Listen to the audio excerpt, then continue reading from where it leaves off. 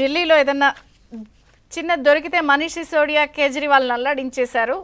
So మరి ఇప్పుడు అలాంటి స్ట్రింజెంట్ యాక్షన్ ఇక్కడ కూడా తీసుకుంటారా? అరవింద్ కేజ్రీవాల్ మీద ఎంత స్థాయిలో బీజేపీ రియాక్ట్ అయ్యిందో ఇక్కడ జగన్ గారి మీద కూడా అలాగే రియాక్ట్ అవుతారా? లెక్కలు కనిపిస్తున్నాయి కదా. ఇక్కడ రెండు విషయాలు చంద్రిక గారు. ఒకటి, ఢిల్లీ సంబంధించి ఆంధ్రప్రదేశ్ కు సంబంధించి కేంద్ర ప్రభుత్వానికి ఉన్నటువంటి అధికారాలు మనం అర్థం చేసుకోవాలి.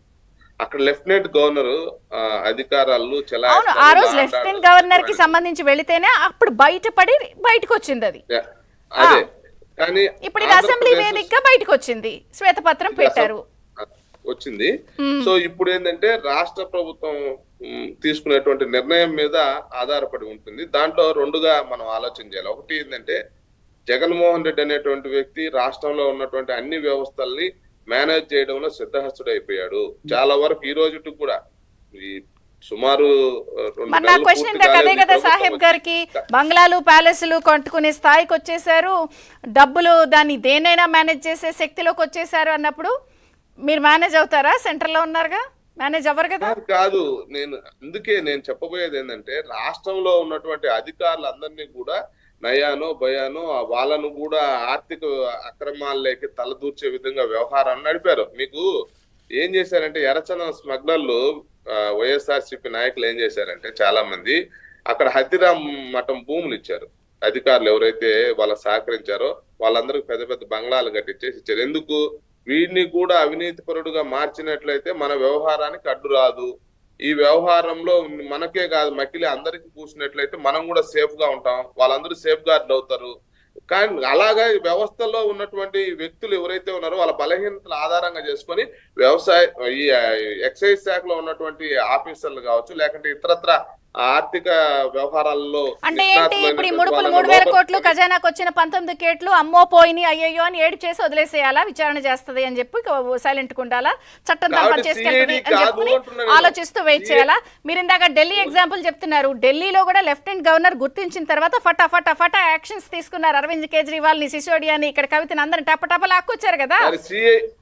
ఢిల్లీ ఎగ్జాంపుల్ చెప్పినా బయట పడ్డాకే యాక్షన్ స్టార్ట్ అయినాయి. ఇప్పుడు బయటకు వచ్చినాయి ఇవన్నీ. జగన్ మీద ఎందుకు యాక్షన్ ఉంటుందా? ప్రభుత్వానికి రాయాలి, కేంద్రానికి. వాళ్ళందరూ ఇక్కడున్న అధికారులతోటి వాస్తవాలు వెలికి రావాలంటే అంత ఈజీ కాదు. వాళ్ళు ఏదో ఒక రకమైనటువంటి సంబంధాలు నేర్పుతారు. మళ్ళా నెక్సెస్ ఉన్నటువంటి అధికారులతోటి వాళ్ళు బయటపడడానికి ప్రయత్నం డబుల్ ఇంజన్ సర్కార్ అండి ఇక్కడ. కాబట్టి ఢిల్లీ వీధుల్లో రాజ్యసభలో నాకు బలం ఉంది అని చెప్పి మీకు మెసేజ్ ఇస్తున్నాడు ఆయన వీధుల్లో అక్కడ నిలబడి. ఎవరు? జగన్ గారు.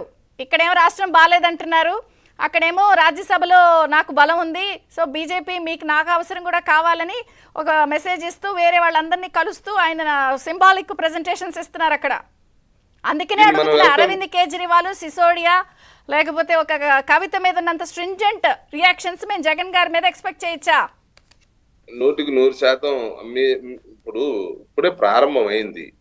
మనం త్వరితగతిన అవగాలన భూగాలన ఇది వెంటనే అయిపోవాలనేది ఏదైతే ఉందో మా దగ్గర రాయలసీమలో ఒక సామెత ఉంది, ఆకులో పెడతావా బోకులో పెడతావా అనేటువంటి సామెత. ఆ విధంగా కాకుండా వెంటనే జరగాలి అని అనుకోకుండా కొంత సమయం అయితే పడుతుంది తప్పనిసరిగా. అడిగారు ఇందాక తురగా శ్రీరామ్ గారు, దానికి కూడా మీ ముందు జాయిన్ అయినప్పుడు నిర్దిష్టమైన టైం పీరియడ్, టైం బౌండ్, అది మనం చర్చల్లో కూర్చొని మాట్లాడటము నిర్దిష్టమైనటువంటి సమయం పెట్టడం సమంజసం కాదు.